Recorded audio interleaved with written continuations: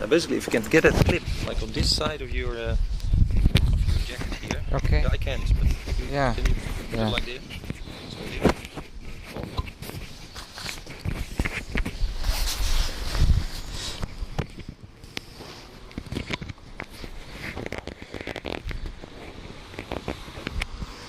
Running.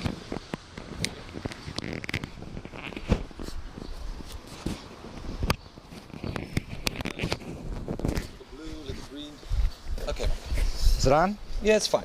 Okay. Michael Schuster, you work with people. Not only are you a channeling entities, whatever, but you work with people. Yes. So we're gonna try to work with me. Just start with saying what is the general framework? Well, the general framework I do is I help to clarify people's focus in their life, to get to their priorities, and to cut through the distractions created by emotional roller coasters. And I get people into a sense of channeling their soul blueprint. The soul blueprint is the idea of, before you're born, you chose your parents. You have to agree to an agenda before you come to the earth. And so I get in touch with your personal agenda. And it has to do with channeling your chakras. Your chakras reveal, your chakras are energy centers within your body. In the country of India, the system of Ayurvedic medicine deals with chakras on a consistent basis. Mm-hmm. And so I deal with your chakras to reveal past lives, future possibilities, emotional challenges and emotional blocks. Let's try to make this clear. You say the energy patterns in the chakra define who you are. At this time, but it changes. Yes, that's true. The chakras are energy centers that define your perception of life, your worldview. It defines your strengths, your challenges, where you're heading and where you're coming from. It explores all of those pathways. In fact, there is a kind of similarity with this human design system, which I showed you with the pictures. Exactly. There's a similar, it looks like the same. It's the same, it's just a different tool, that's all. And now you said before that one of the purposes of life is to, from what we know consciously, to go to the subconscious and kind of merge the two. Exactly, because the subconscious stores fears and issues we don't want to deal with at the time, and to bring out those fears, embrace those fears, that is the Antichrist. And as we merge with the Antichrist, we bring out the Christ. So, in other words, you have, like, my name is Luc and I have a dark side, it's called Lucifer. I have to look in the dark side of myself. You don't have to look at it as dark, but the shadow side, the resistance side, the side that is creating games. To understand your own games is to embrace the dark side. Same thing.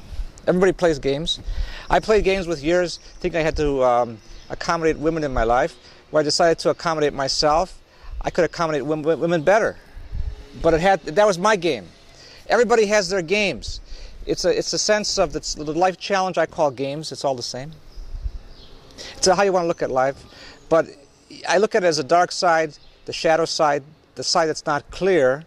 If we embrace all of ourselves, the whole idea of life is to know ourselves, so we love ourselves. Then we can understand what God is all about. Because until we know ourselves, we don't understand God. We're projecting images onto God. We're personifying God. It's not a personification, it's a process. Do you think God is like the thing that's everywhere and pervades everything, or is it more like a specific... It's all that is, and it's evolving as we evolve. It's an evolving process. Therefore, the Western definition of God as a finished product, a male image and God looking down upon us and judging us, I don't buy into that regime. I believe God is in all things. It's more of the Hindu model. It's the triad of Brahma, Vishnu, and Shiva, or it's the Buddha. It's the middle path. It's being in the present moment. It's being detached. It's the fullness without, the fullness within. It's all things. It's everywhere. It's our conscious, our subconscious. It's death and life. It's the process of life. That is God to me. Okay, let's talk a little bit about me, what you see for me. So I'm Luc Sala, I'm an entrepreneur. Yes. I'm a publisher, a writer, a poet. Yes. And just to give the people a framework, I'm 46 years old, I live in Holland. There have been some relationships in my life. I'm quite an active guy in some sense. And what I lack is the feeling of where am I going? Well, now, where you're going is where you want to go. But in other terms, you're going where your soul wants you to go. And to integrate those two is to expand the ego. So if I look at Luc Sala, I can see that you have a very angelic perspective. You came here with a vision. The vision was you are very close to what you perceive as God, the goddess, whatever you want to call that. You feel it very strongly in your heart. You've had different times of acceleration in your life. You have an ease of dealing with people, with businesses, moving in and out of businesses, publishing business, communication business, Mystere 2000, whatever business you get into, you can make it flourish if you choose to. But then you would have a tendency to plant the seeds of the grass when the grass grows. You don't want to cut the grass, you want to move to other fertile ground. And do things and move on. And move on. Right, that's what I'm seeing in your energy. And so they would give you a tendency to be in many different places at once with many different hats. That's how I'm seeing your energy. Your challenge is to, as I would say it, make a commitment and make a decision. And through that commitment, you can feel, this can be in a relationship, it can be with a business, it can be with anything, into completion. And completion will bring you into an expansion to realize you can be who you always have been, but you can also recognize what it means to make a commitment and go into completion. That's true in your business life, in your relationship life. I see it. When you say a commitment, you mean a commitment to a specific thing? A commitment to a sense of completion. I want to know everything I can about this situation. I want to know about this relationship. I want to carry it into completion. I want to understand what it means to make a commitment, whether it's to a business or relationship. I think you're toying with that idea, I'm thinking. But not only is that a challenge, it's also your genius, because you can make you can be in many different playgrounds at once. You do it all very successfully. But I'm sensing that the challenge is to take one playground into its completion, if that makes any sense to you. That's what I'm feeling is... Well, the pattern I see in my life is that I kind of try to escape getting into a stale, rigid situation. Exactly. But if you embrace the staleness and the rigidity of the situation you don't like, look within yourself to understand what it is about the situation. How do I feel trapped in this situation? And play with that a little bit longer, and then evolve into the bigger picture of why you're moving around. And that brings you into a new category of completion. If that makes any sense to you. It's a very personal thing. I can't explain this to the audience here because you have to know what I'm talking about in your way. This is what I'm getting in the bigger picture. Is this what you see or what you feel? I feel this in your aura. I can feel your aura. I can feel your motivation in life. You have a very dynamic personality. You're very charming. People love you. I love you. I'm not going to kiss you now, but I love you. And so, in this capacity, I say that many people love you. You love many people. You're very good with people. You're very good with business concepts. Businesses come to you easily. In fact, so easily that you start them, you stop them, you start new ones, you stop them. It's just like relationships can be. You can look at businesses as a mirror of your relationships, or relationships as a mirror of your businesses, because they go hand in hand in our lives. And so... Yeah, but it's like, that's maybe one way to look at it. The way I look at it, I've been in the publishing business for now 15 years. Yeah.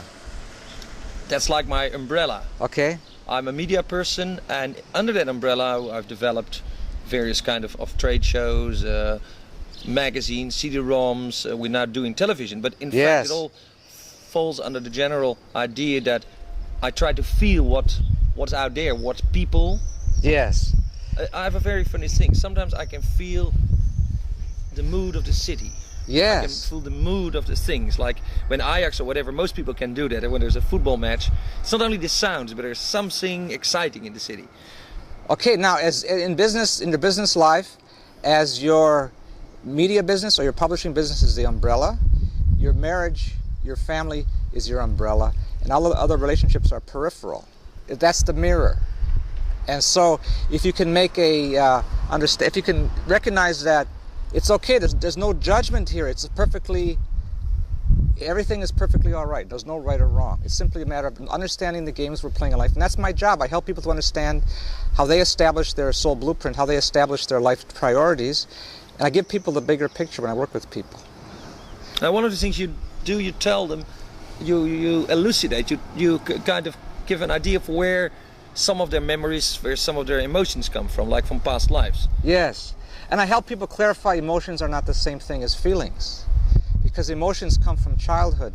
It's how we learn how to cope with our parents' influences. We play out our emotions over and over again on a turntable that goes round and round. We don't cut through to our feelings unless we really get to understand ourselves in a completing of a scenario. If we complete a relationship, I was married for 10 years as an example, using my life as an example. I thought I was going to get married and walk into a rainbow and that would be perfect. But the rainbow never came in my life. The marriage was never perfect, but I always thought it would become perfect. So I explored all kinds of psychological games, and it was crazy. It was fighting, it was screaming, it was name calling. It was very juvenile. I was bringing out the worst in my wife. She was bringing out the worst in me. But when I got into that marriage, I did not know how to communicate, because I grew up in a family that didn't communicate. She grew up in a family that communicated so much, her parents took care of all of her needs. So she wanted me to take care of her needs. I was very independent, but I couldn't communicate. That was the battle we began. So after 10 years, I learned how to communicate. She learned how to take care of her own needs, and I left the marriage because it was perfect. But I carried it into... So that's how we can see relationships also with people. It's like two ships that pass for a purpose, and then yes, they learn from each other, and then sometimes... Relationships are the mirror that teach us about ourselves. If we're alert to the relationships, regardless of how difficult they may be, they are a perfect mirror that teach us what we want to learn about life. It can be commitment, it can be communication, it can be male-female issues, it can be stubbornness, it can be polarities of male and female, it can be any issue that deals with human emotion. And emotions, once again, are the turntable effect of life. To cut through to the feelings is very simple. Feelings are based upon love. Feelings are based upon fear and resistance to love. And if we follow our excitement and we have trust, these are loving environments. If we worry, if we can't make up our mind, if we're indecisive, this is a fear-based environment. The idea in life is to move from a fear-based environment into an open-end environment, to love ourselves, making our life more comfortable, making our relationships more clear. That's the point of life. That's the reason we come to the earth. Through relationships, we learn to love ourselves, then we can move on into other dimensions. Now, one of the funniest things I experience in life is that sometimes, you see, I have a very busy life, and the phone is really doing it. I try not to have an agenda, but it happens, you know. Now, I noticed that when I decide to travel, or I have to travel for work, I get on the plane, it's like I leave this all behind. Okay. I put on a new suit, I get on the plane, and I'm free. I always try to, to finish whatever I have to do. I go on. And that in some countries, and I've notably I've been in South America, and I've been in North America, that I feel far more relaxed, accepted. It's like the vibrations there are more suited to my personality. That could be, but the vibrations here are also suited for your personality. Both are true, I sense. But it's true, if you can break the pattern of your daily routine and you can put on a different pair of pants, a different suit jacket, get on an airplane, it's like a new life. You have a new fresh start. When people don't know you, you can project yourself any way you choose. You can get into new relationships. How far you carry these relationships doesn't matter. It's just a matter of you have a different sense of yourself. And so to say that you feel more compatible with the vibration of North America or South America, that might be true. But if you lived in North America on a permanent basis, you'd have to come to Holland to feel free. Is this what many people have, that they sometimes feel enclosed in their life? That's right, because they don't see, they're too wound up in the emotions, they don't have the bigger picture. They're not detached from their life. So when you get on the airplane, you put on the suit, you're detached from your life in Holland, you can breathe a deep breath of fresh air and say, I am who I want to be now. I don't have to play any particular role. So you're free. To this point, I feel, having been a little bit of a public personality in the computer industry, I feel very pressurized. I feel forced to act in a certain way. If I walk into a computer show, I become the slightly aggressive, journalistic, hey man, go get it type. And it's inescapable. I go in that crowd, and many people know me there, and there's a certain behavior they expect or project into me. I can't escape it, and I find this very stupid actually myself, that I cannot be a loving, caring, I don't know, just visitor, but I have to act this role. That's a pattern, though, that works for you, because you make contacts. You get things, you move energy. There's nothing wrong with that pattern. If you don't like the pattern, then I suggest you simply be a little bit detached. Observe yourself walking into the computer show. Observe yourself wanting to interact as the gangbuster, but also observe yourself having a choice. I can be detached and observe. You can do either one. Well, I feel it's like other people force me to play this role. Well, because they expect that of you. Yeah. But I think you enjoy it. So why? Oh, there's a certain part of me that likes it. So there's nothing wrong with that. That gets things moving. That moves energy. If you don't want that, if you don't want to play that role, you can make a conscious choice not to play that role. But until you're ready to really assess whether you like it or not, I think you're still enjoying it. Well, enjoying part of it, but I don't like the aggression, the negativity that comes with it. You know, the jealousy. Many people see me, I don't know, as this business type of man, and people are jealous of you, or you're jealous of other people. I'm not sure what you're saying. Well, sometimes I'm jealous of the ease with people walk in life. And, but people see you that way as well. People think Luc Sala is amazing. He walks through life with no problems. He has all these people that work for him. He's got all these businesses going. He has all these relationships. All these women are around you. Life is so easy for Luc Sala. So people have the same vision of you, exactly. I have that vision of you. Oh. But that's not exactly the way it is, because that's the surface projection that you're creating. And so what I'm sensing is, what you're telling me is, you have lived that life, but you're striving to be more, not honest with yourself, but open to the bigger picture within yourself, which is a greater sense of self-awareness. And so you're feeling that you're a little frustrated with the old games. You want to clarify the games that you're playing and decide whether you want to play those games anymore or play new games. And games are not the right word, perhaps. It's a new path. It's a new pattern. New scenario, new life plan. Which is, everybody comes to that idea. I used to be a stockbroker. I was playing the games of being the stockbroker. I made a lot of money. I'd go out, I'd take out people to eat at expensive restaurants. I was real generous. People were expecting that of me, but I decided I didn't want to play that game anymore. I decided to be a writer. I didn't know if the universe would support me at all, because how do you make a living being a writer? It's crazy. So that was 1989. I had about enough money for 2 months. And I decided if the worst thing that can happen is I have to get a new job. But I don't want to play the game the way I've been playing the game. So I quit my job as a stockbroker. I finished the book that I was first writing at that time. And it evolved because I was doing what excited me. The difficulty people have is they're afraid to follow their excitement. Or they're not sure in the moment what excites them.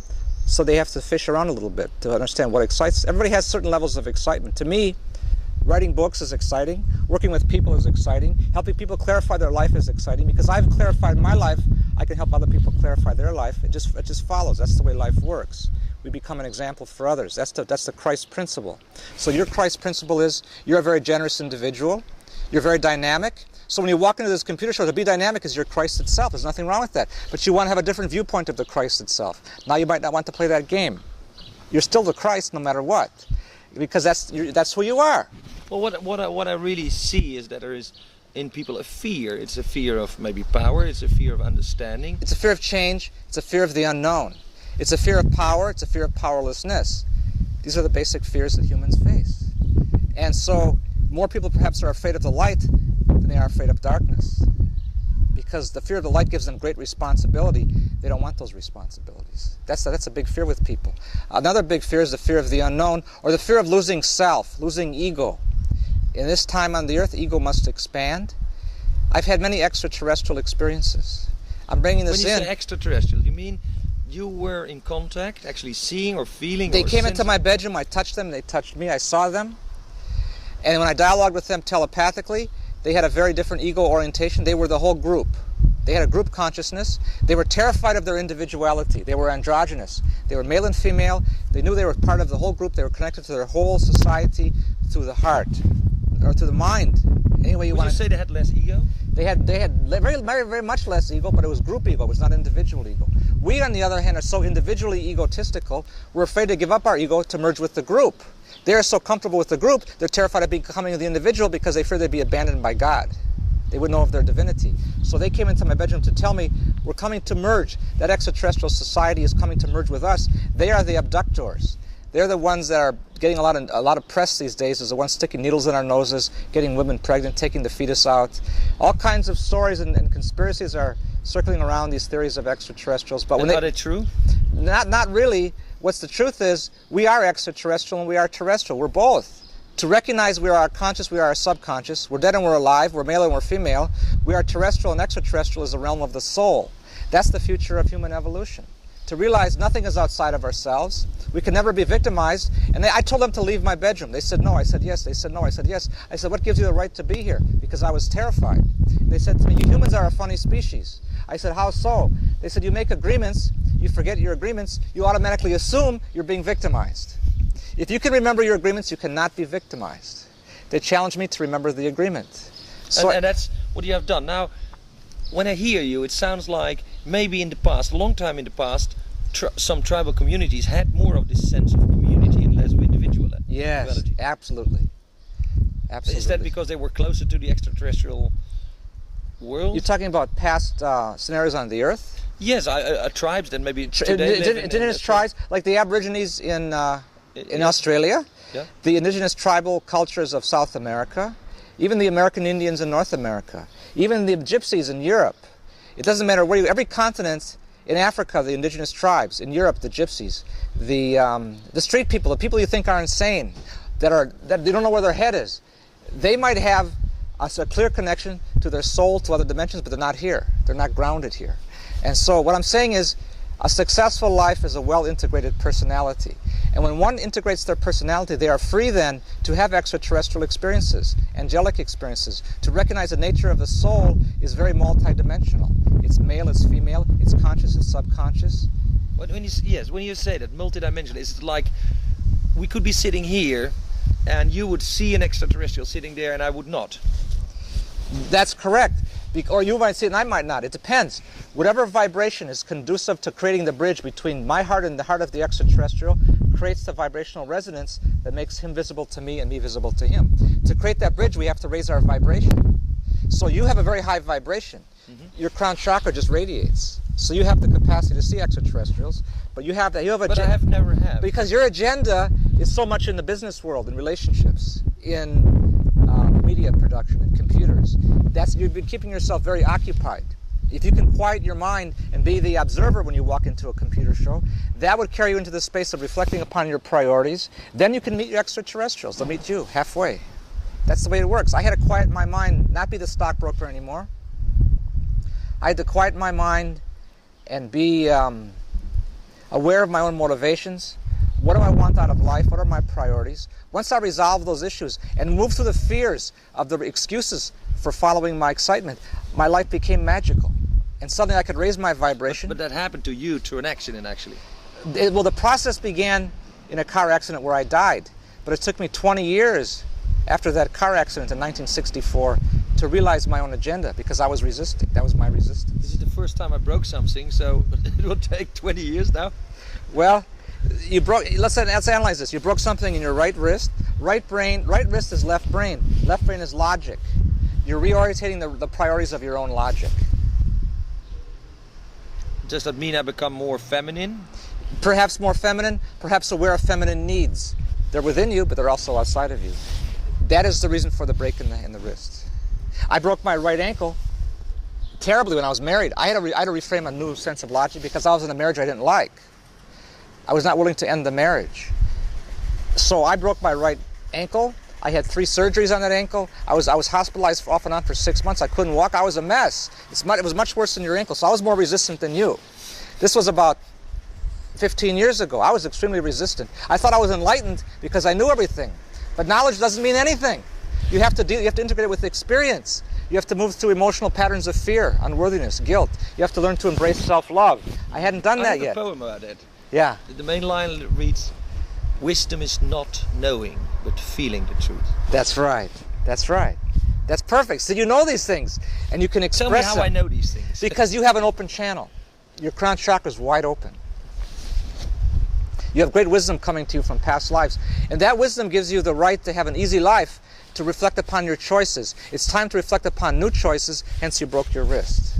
That's how I deal with people. I deal with the symbolisms of what's going on in their life. If it's their children, if it's their relationships, it's their business, it's their health, it's their money situation. It doesn't matter where you begin. You can unravel the soul blueprint anywhere in one's life. Okay.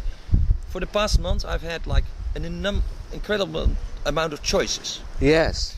Like maybe I can close this center or do something else with it or find someone else to run it. There's someone in America who's really interesting chap, Are You Serious, who started Monday 2000, wants to start another magazine, asked me to help him to... His name is Are You Serious? Yes, Are You Serious? I love it! I gotta meet this man. Where does he live? He lives in California. Are You Serious? His real name is Ken Goffman, but he's okay. quite a... Are You Serious? Yeah. He is a cult figure. Yeah. But it's an opportunity to again get in, into what we call the new edge, is pushing the edge of technology and awareness, and go out there and do it. Yes. On the other hand, why not just become what I am, which is a Dutch publisher with children that are doing fine. But you're much more than that. You're a Dutch publisher. You have a computer business. You have Mystere 2000. You have many offshoots of businesses. You have a family. You have friends. You have a lover. You have many people circling around the vortex of what you represent. And as you change your focus, you'll become more multidimensional. You'll realize that you are a healer, you are a teacher, you are a creator. You are all three. You are a creator of businesses. You help people heal themselves. You have a healing center. Wait a minute. Where does modesty come in here? Modesty comes in by recognizing it all means nothing. Well, it means nothing.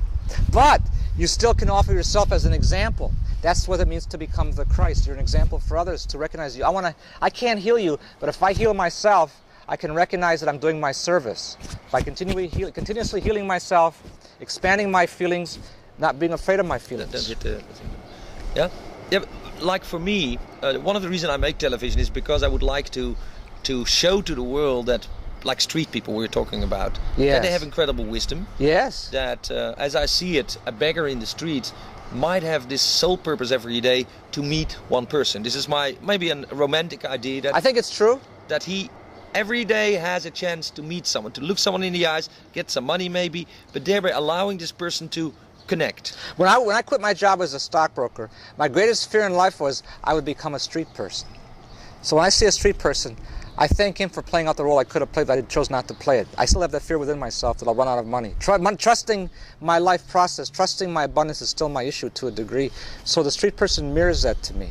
You know, St. Francis in Assisi, he started all these monasteries and stuff like that, but his order in Italy in those days was that he sent out people to beg every day. He said, we will have no money, you have to beg for it. Yeah. And I like that concept, where you really make yourself dependent on the world. And I don't think, actually, I think it's a pretty interesting life. Yes. If you can afford in yourself the security that to go out on the street and have no money and live from whatever God or the people or whatever the universe gives you. Yes. I like that. I think that's it's divine.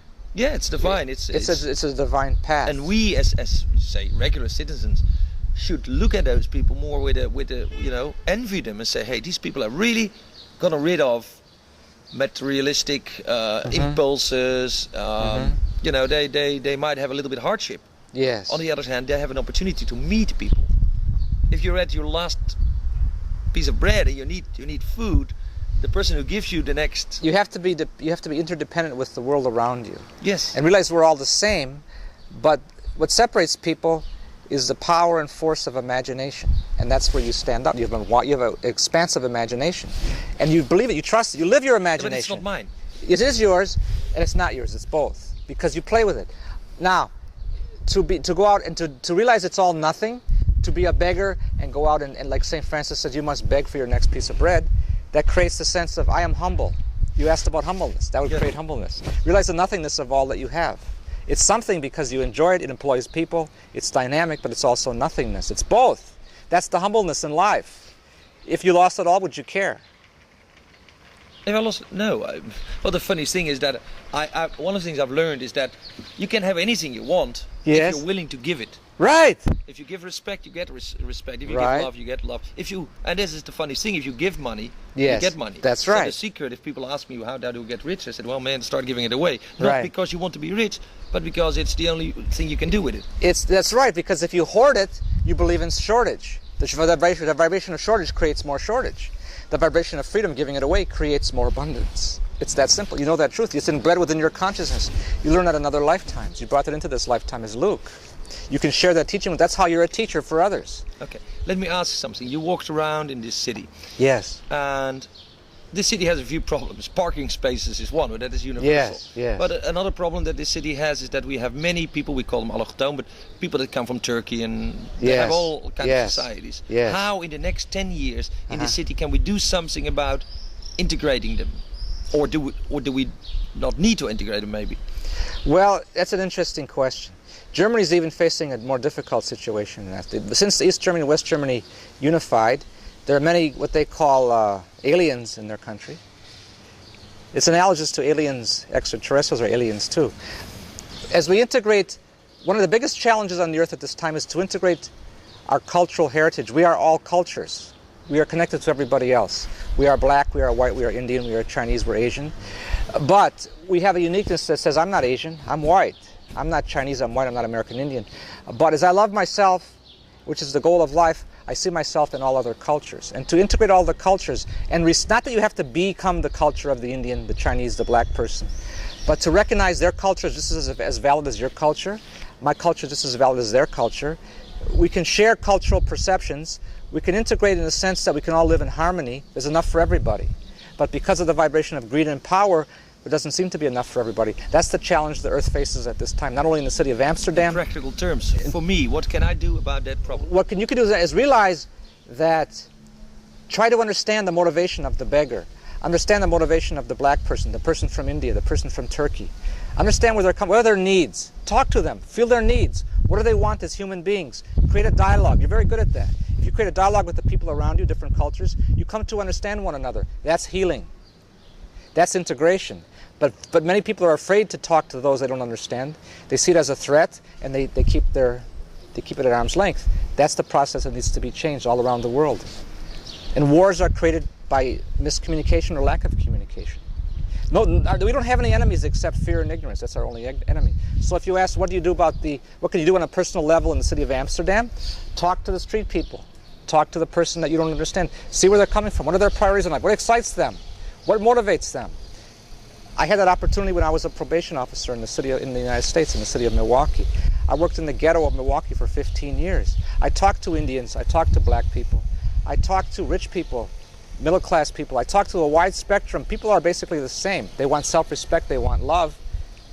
They want to be accepted in the community. They want to feel good about life. And so on a very personal level, if you live in Amsterdam, it's becoming a multicultural city. Embrace all the cultures. It's beautiful. It becomes a melting pot. The Dutch is a welcome vibration for many people because it's a very open city. It's a very expressive city. Okay. Another concern of me, I've been involved with virtual reality. Now, sometimes not only can you look into people's past or in your own past, but you can look into the future. Yes. You get a picture of what is the future of computing? Where are we going? The future of computing is to dispense with the keyboard, to realize that virtual reality is the beginning of a new realm of consciousness, to understand the holographic universe. All is one and one is all. The future of computer technology is intelligent computers, is artificial intelligence, is virtual reality, is the vibration of realizing if you can simulate jumping into the screen and lose yourself in the imagination of the game of virtual reality or the scenario, that will lead to understanding through computer technology or the model of computers. Computers suddenly become self-contained. They no longer have a keyboard. The monitor is moved by your own conscious intention in the moment. You program the computer as... Are you saying that we, beyond the level of where we see the mind as a machine, arithmetic machine, yes. Marvin Minsky, where there's no God in the equation, no consciousness in the equation, you're saying there is. In fact, we will see the computer as the evolved computer as a meme, as a model to understand awareness and consciousness? It's a model of consciousness because we create it through our own consciousness. We create that computer. It's moving parts. It's mechanical, but it becomes a model, a mirror of our own consciousness. And then ultimately we dispense with all tools. We ultimately don't need any more tools such as computers because we have it all within ourselves. That's one of the visions you had about virtual reality, say, 20 years from now. Virtual reality becomes a very significant aspect of understanding the nature of the soul ultimately. As it's a tool that evolves as a tool of consciousness and thus of God. But right now it seems to be a mechanical tool, but it evolves into a conscious, God-filled tool. What you described was like it would evolve into or something that we could call virtual reality, but which it isn't because it doesn't use... I saw virtual reality in the year 2012 of one of my future experiences. I was on a seashore and a screen popped out of nowhere. It just suddenly was there. And out of that screen popped out a carriage with CD discs, CD-ROM drives, all kinds of gadgets we have today. And somebody said, what year do you want to follow? Somebody said 1896. And the guru said, okay, well, we'll look it into 1896. They put 1896 into this projector. It projected an image on that screen. We could see a film strip of 1896. Everybody jumped into that screen without any computer, without any goggles. It's virtual reality, but it's the next generation. They jumped into it? They jumped into the screen. And I jumped in with them. I was in 1896. It was happening right now. Suddenly we are in 1896. I walk on, I talk to the people, I get into a relationship, I get out of the relationship, move into fear, move out of fear. I understand the whole spectrum of 1896 in about 3 hours. An alarm clock goes off in my head. It's time to close my eyes, go back to the beach. I'm back on the beach. We talk about our experience. That's in 2012. Astral travel? Astral travel, interdimensional travel, I don't know. It's all of that. That's the future of virtual reality. But if that's true, then the engineers we would really need to train are not computer engineers. We should train psychologists and maybe philosophers. Psychologist merges with computer technology. It's a new psychology. It's a new worldview of sociology, of psychiatry. It's a study of the mind, a study of human awareness, human potential, human consciousness. It's okay to have tools, but they become more heart-centered. Very much with consciousness, very much with God-centered flow moving through them. And so the future of technology on the earth is not technology that pollutes, but that integrates experience. You see a happy world coming? Yes, but before the happy world comes, it becomes more polarized. It becomes more exaggerated. We're at that point of exaggeration right now. By the year 2003, we live in we live in Alice in Wonderland. It's beautiful. And by the year 2050? 2050, the calendar doesn't even exist at that time. Time itself is a different commodity. It's not linear. We create time consciously. We expand time or we contract time. We're in no time. We're in the present moment by 2050. But by the year 2012, we will not recognize 1996. This will be some primitive time of the dinosaurs. That's how fast we're evolving. That's how I see it. It's quite interesting. Remains to be seen, who am I? I don't particularly buy into reincarnation, but you've said I've lived many lives. Yes. And you've pointed out like my poetry. Yes. Which I'm who am I? Am I a poet? No, I'm a businessman, but for some reason... Your poetry has changed. Your poetry is now businesses, relationships, going to computer shows, having Miss Air 2000, that's your poetry. It's all poetry now. It's a different form of poetry. You're still the poet. You're still the mystic. But I still have these poems that I came to my mind and I wrote down over the years. And you pointed out that they came from different lifetimes. Yes. You're still literally a poet because your poetry is brilliant. I've seen your poetry. It's brilliant. You speak from the soul. Literally. Yeah, but I feel that has been given to me. And you say it is really something you had in another lifetime. It's given to you because you already have it. You're expressing what's already within you. You can't credit anybody else. It's just Luke. It's Luke's poetry. It's nobody else's poetry. But if that's true, like, why are people so concerned with history and writing things down? They want to hold on to the past because they're afraid of the present. Isn't there a danger that today we are putting all the world's knowledge, not wisdom, into big computer banks, and we call it the World Wide Web, and we make it accessible to everything, and we put, in effect, we put our heart, knowledge from here into a computer. The World Wide Web is keeping it in the present moment. It's all happening right now. Just turn on your computer. It's right now. But is that a positive thing? I think it's positive because in the future, not only will we have the past, we'll have the future in the computers. Future probabilities, past probabilities. From the present moment, the past is recreated and so is the future. We change the past, we change the future from the present. All that exists is the present. So the World Wide Web is creating a more expanded present. So it's very useful.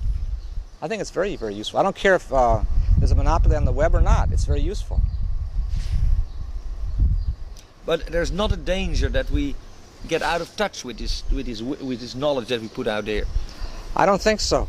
I think it helps us to learn the lessons of the past and not to repeat them ultimately, because it's right here in front of us on a computer screen. If we choose to browse the web, and those that don't browse the web they can go to the library, go into a bookstore, go into meditation, go into prayer. Everybody has their tools. They're all equal. They all lead to the same path. The path is self-awareness. Self-awareness leads to self-love. Self-love conversely leads to greater self-awareness. It creates a cycle of why we come to the earth. That's the reason for being here. Well, I learned a little bit about why I'm here. Okay. Michael Schuster, about why we are here. Thank you, Luke.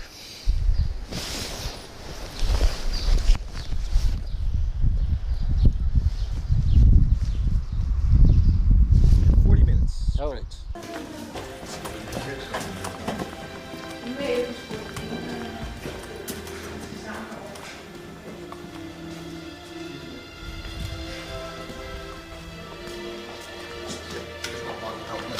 What? He tried to walk by me. I just went like that and like shoved him. And he kept walking. I was like, excuse me.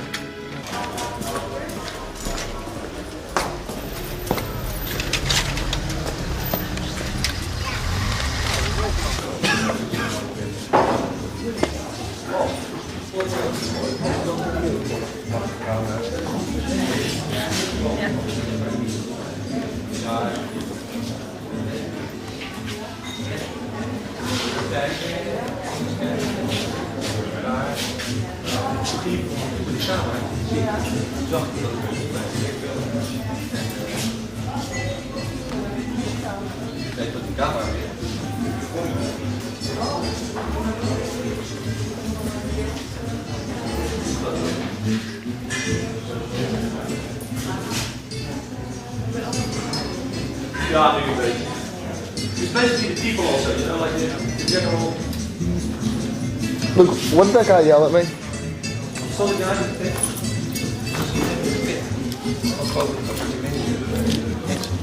we hebben hem op de camera opgenomen, toen ging hij weg. Huh? What did that guy yell at me across the street? What did he say to me? Because, listen, what did he say? I'm saying, what I don't know. Whatever he was said. he just like, calm down, calm down? But how? No, nog there, no, up there in front. En dan zeggen ze van, hallo, we wisten niet dat het niet hier was. Maar hij liep dus rond te kijken, hier en daar, naar de deuren, wat het hier gebeurt. Maar we hebben hem op de camera. Ik weet wel. Ja, You went upstairs? You recognize the people. Did he go upstairs? No, dat is no.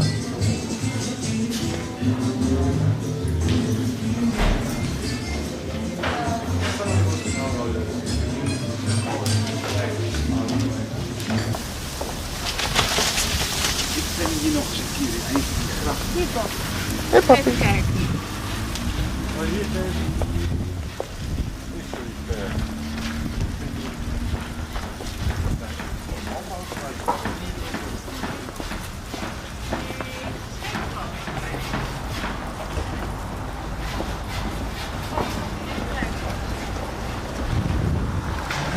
We have enough stuff here actually. You think so?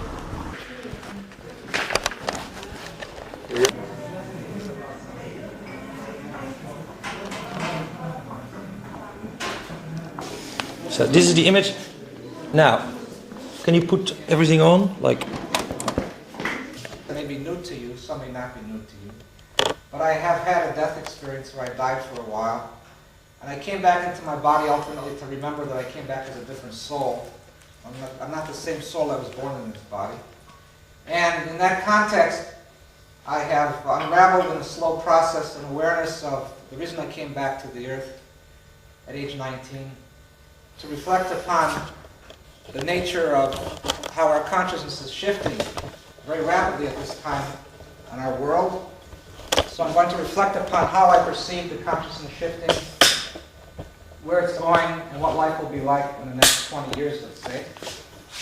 I'm going to share what it was like to be dead. I'm going to share that it was the best day in my life when I was dead. And so I wondered, why was I taking life so seriously? And I want to share that from that moment, I've been unraveling that death experience by degrees to realize the significance of the life on the earth, to be physically focused on the earth. It's a very precious time to be on the earth. I'm going to share why that is so. I'm going to talk about how I came into my body having out-of-body experiences, altered states of consciousness, and I had to learn to tame them because they were very frightening. And ultimately I learned how to meditate and concentrate and relax and move into a vibration of self-hypnosis where I could bring about these altered states in my own terms. And I slowly realized I could merge my consciousness with flowers and trees. I could go back in time and forward in time. I learned I was talking to dead people. I realized extraterrestrials were in my vision and they started coming into my bedroom. And then angels came into my life and they come and go. And in the vibration of angels and extraterrestrials, and in the middle of all this, I began to channel. And through my channeling and reading a lot of other channeled material, I'm going to bring you a synthesis of my own channelings, how I've read other channeled material, my own death experience, what I've learned from my extraterrestrial experiences, from my angelic experiences, and what I've learned from the simple merging with a flower or a tree or a rock, which is a remarkable experience because the rock or the flower or the tree does not have individuality, does not have an ego. And the future of Earth embodies the idea of expanding our ego very simply to the recognition that we are all interconnected, we are all one, and it's only the ego that separates us. I think it was Sai Baba that said God equals human minus ego. But it doesn't make the ego the enemy. Everybody has to have an ego to be physical. And the willingness we all will explore in expanding our ego equals the vibration of ascension. And this is a time on the earth where in the Christian ideal we have the opportunity to ascend. And ascension simply means integration and balance. So I'm going to talk a lot about the vibration of integration, the vibration of balance, and how we on the earth at this time can recognize we're moving into a state of chaos almost as we all strike out our own balance. So the earth gets a little bit more chaotic before it integrates. And this is a time of a great integration taking place on the face of this planet. And the ultimate byproduct of this integration will be self-love. We're all going to learn to love ourselves individually until the planet is altered and critical mass is achieved. Now perhaps critical mass has already been achieved, or enough people on the earth love themselves. Some say it has, I don't know, maybe it has. But in the next few years I know for sure it's going to happen. And that force of millions of people loving themselves will alter the vibration of the planet Earth. In the 100th monkey effect, if you're familiar with that idea,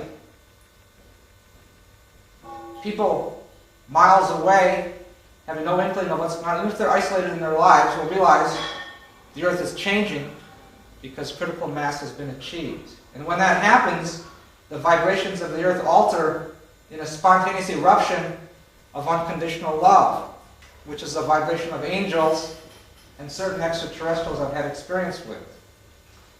Right now on the Earth, we can feel the vibration of unconditional love as we're falling in love, if we've had that experience. As we're falling in love, our partner can do no wrong. Everything is perfect. Our life is perfect. And I always have the belief I'm going to walk into a sunset. And so, in this understanding, we all have walked into the sunset at some point or other, and the future vibrations of the Earth will be one great sunset, or rainbow. Before we get to this idealistic viewpoint of the Earth, we have to bring it into the present moment. For in 1996, right now, we are a very unique planet. We have cultures, we have religions, we have different viewpoints of God or the goddess. We have many different languages, many different cultures. We are a very diversified planet. In fact, we may very well be the most diversified planet in the creation. I don't know if that's true, but it might be true. I tend to think it might be. Because we are so diversified, it makes planet Earth a more unique planet to incarnate onto. And so here we are in 1996. I'm in Holland, we're all in Holland. There's Dutch spoken here, there's English spoken here, and German and French, and whatever else language you have learned. But there are hundreds of languages on the face of the earth, hundreds of viewpoints of God and the goddess, or being an atheist. There's a great deal of wealthy people, poor people, tall people, short people, insane people, brilliant people. We have a very strong cultural mix on the earth, in the simplest of terms. And that cultural mix provides the opportunity for chaos as well as integration. And so what I'm seeing happening on the earth is we're going to learn to love ourselves and love our neighbors. just like Jesus talked about. We're going to learn to recognize the value of finding balance, which all of the major religions have talked about. Whether it's the Father, the Son, and the Holy Ghost, Brahma, Shiva, or Vishnu, or whether it's the Buddha talking about the middle road, the present moment, and detachment, there's a balance within. Be very significant, because in this timing on the earth, many ideas are coming to a head and to a halt.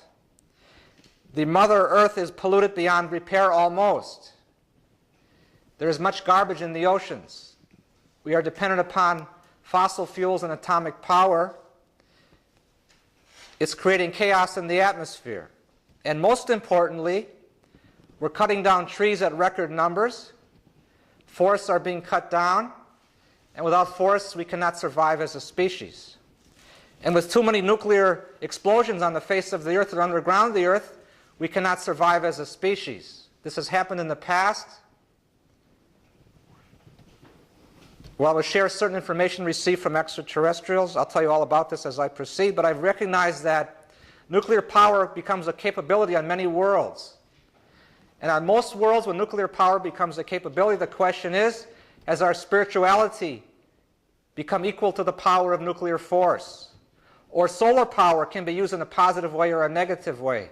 If solar power is harnessed, if the sun power is harnessed, it's possible to use crystals to exaggerate that solar power, to navigate missiles and create great destruction.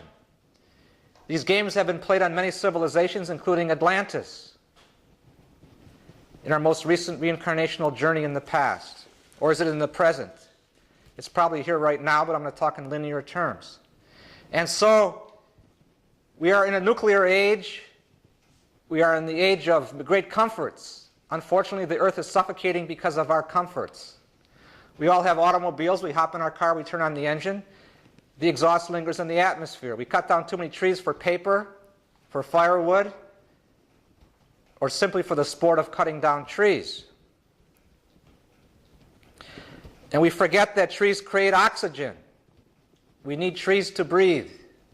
We are part of the earth. How long can we hold our breath before we remember we are part of the earth?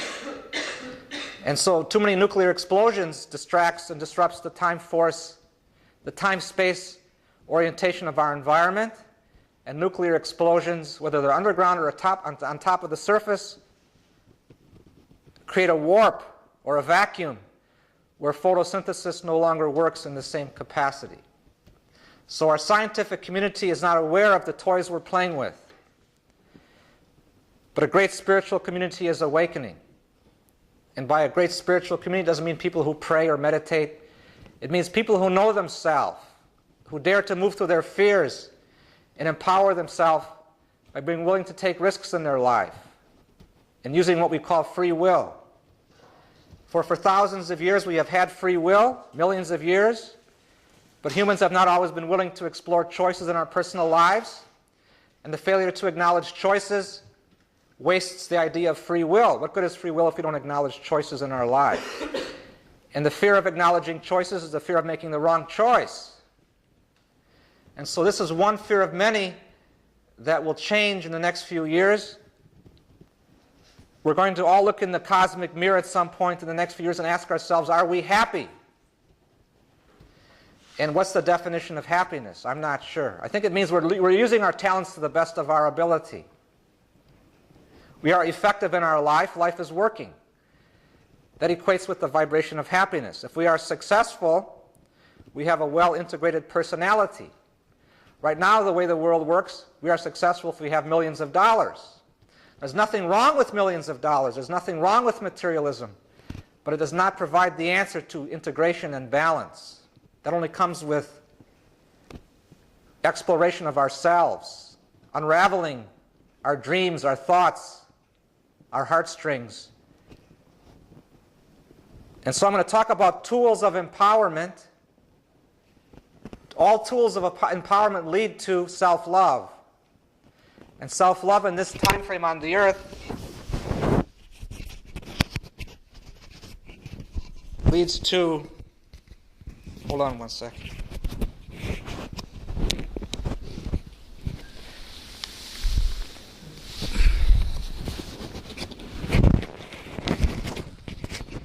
doesn't work.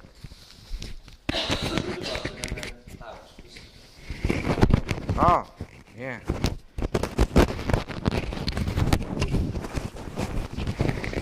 I got it.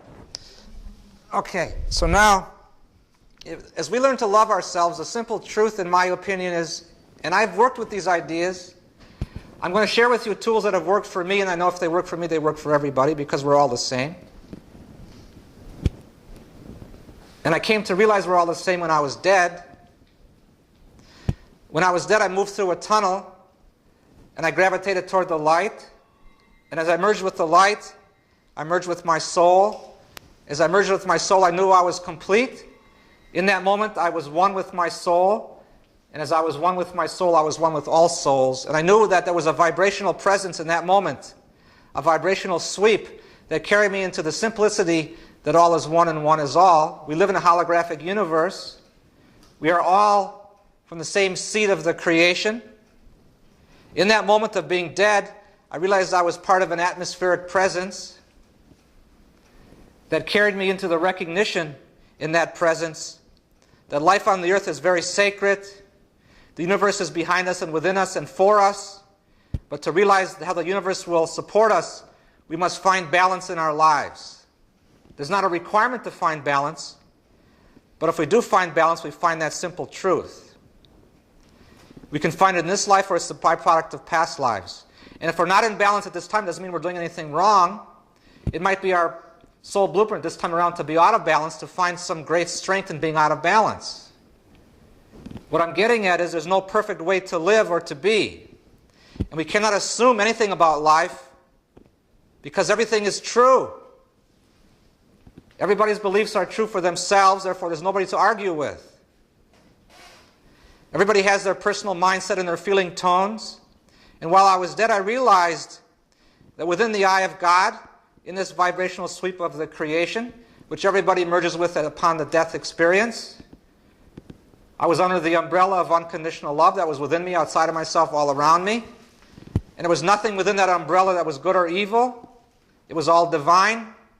There cannot be evil in the world except ignorance or fear or guilt or unworthiness. And when Jesus is quoted to be saying he died for our sins, there's truth in that. But our only sin is the failure to acknowledge our divinity. And so this is a time on the earth to acknowledge our divinity, not just as an intellectual idea, but as an experiential truth. And how do we do this? In my life experience, it embodies taking risks in life, daring to love ourselves, to move through guilt or unworthiness. And these qualities are within everybody. But taking risks in life, in my point of view, is the fastest road to enlightenment. And so is forgiveness. For if we forgive ourselves for our shortcomings, we forgive those that have hurt us. Through the vibration of forgiveness, we recognize the truth of unconditional love. While I was dead, I realized everything was perfect. I was in this vibration of perfection. But the universe was perfect. Everything is perfect at all times. But it depends upon our expectations in whatever environment we find ourselves in to decide whether life is perfect or not.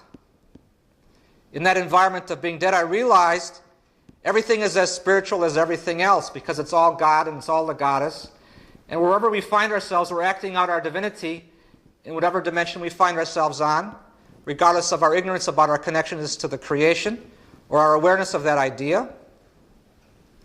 On the earth, I recognized we are walking in our sleep in a sense.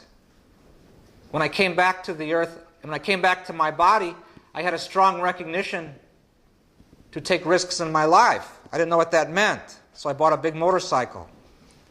And I almost killed myself on the motorcycle. That was not what I was exploring. But I didn't know any differently at that time. Now, as I move through these ideas, if there are any questions, please feel free to ask if you have any questions. If you have any comments, if you choose to argue with some point I'm making, that's perfectly all right. I'm just offering my perception. When I came back into my body after my death experience, I had the strongest need to take risks. But it took me a long time to understand it's not risks that threaten anybody's life.